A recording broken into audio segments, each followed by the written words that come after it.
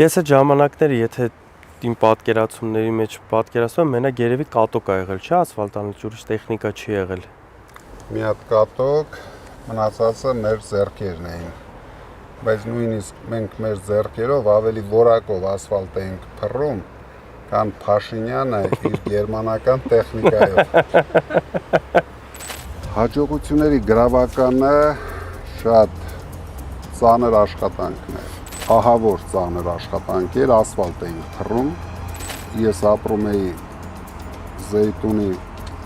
հանրակացարանում։ Դուք ձեր գյուղից ինչ եք ստացել, փոքրիկ Շվեյցարիա է։ Աշխարհում կոնկրետ գիտեն տաշիրը որտեղ է, ինչ է նշանակում։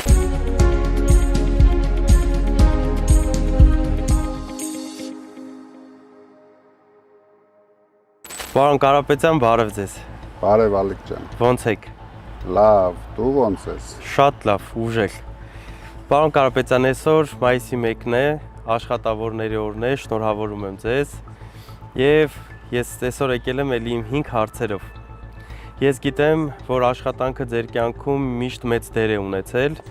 եւ դուք դեռ շատ վաղ տարիքից, երիտասարդ տարիներից մեծ գործունեություն եք ծավալել ու այս տարիների ընթացքում տասնյակ հազարավոր աշխատատեղեր եք ստեղծել։ Հարցս, ո՞րն է ձեր հաջողության գրավականը։ Առաջ երթին ես էլ եմ ուզում շնորհավորեմ մեր ժողովրդին մայիսի 1-ի տոնի կապակցությամբ։ Հաջողությունների գրավականը շատ ծանր աշխատանքն է։ Հայ եթե ասեմ, առաջ երթին 24 ժամ աշխատելու արդյունք է։ Սկզբնական շրջաներում նույնիսկ միգուցե ավելի շատ։ Համառությունն է։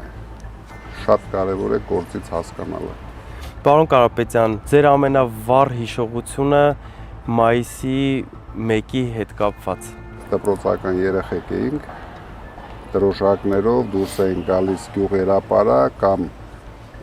լավ սովորող երեխեքին տանում էին տաշիր երապարակ, վսկապները կապած, երջանկություն էր բոլորի համար։ Շատ լավ, ես այդ օրերը չեմ հիշում։ Իմ հաջորդ բախտը չի բերել։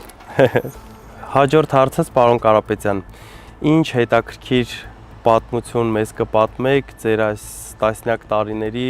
աշխատանքային գործունեության հետ կապված։ Շատ հետաքրքիր պատմություններ կա, բայց ամենակարևորը կարողացանք անցնենք ու լավ անցնենք 90-ական թվականները, որտեղ ես այդ ժամանակ արդեն Փաշինյանի շատ սիրած Կալուգայում էի, իրոք ծանր ժամանակներ էր, այսինքն կենտանի մնալ չմնալու տարիներ էր, բայց մենք շատ պատվով անցանք, նորմալ անունով անցանք, դրանից հետո ամեն ինչը մի քիչ ավելի հեշտ էր, բայց դա մեծ փորձ տվեց մեզ։ Ես լավ գիտեմ, որ այդ տարիներին շատ բարդ է եղել հայկական անվանումը որևիցե կամպանիա հիմնել ու այդ տարիների ընթացքում դարձնել համաշխարհային բրենդ։ Ես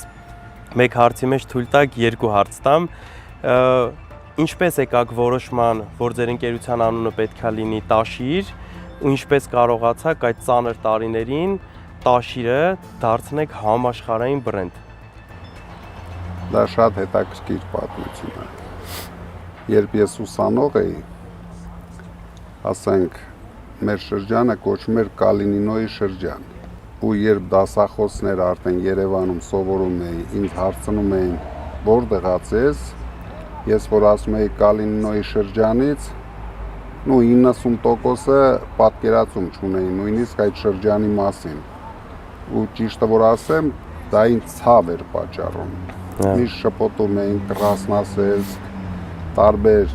անուններ էին տալիս, ոչ մեկը հիմնականում չէին կողմնորոշում, թե ես որտեղից եմ։ Դրա համար նույնիսկ այն ժամանակ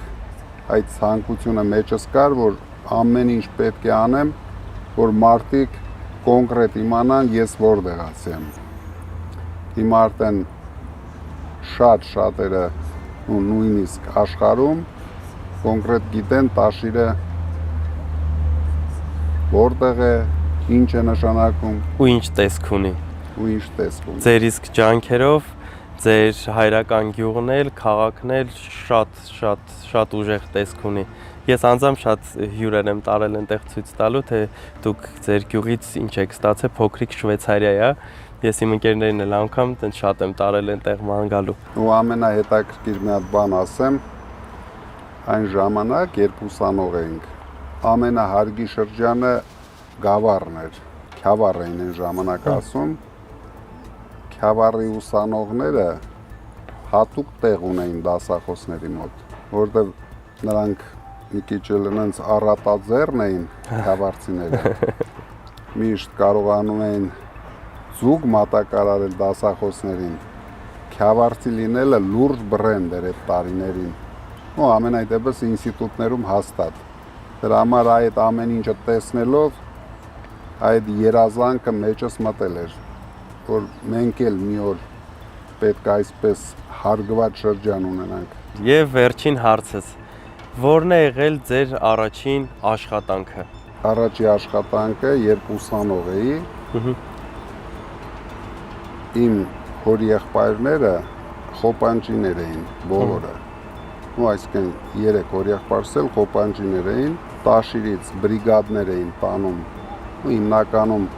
Օդեսայի եւ Կիրովոգրադի մարզերում ասֆալտի բրիգադներ էին տանում, ու շատ մեծ գործեր էին անում այն ժամանակ։ Ես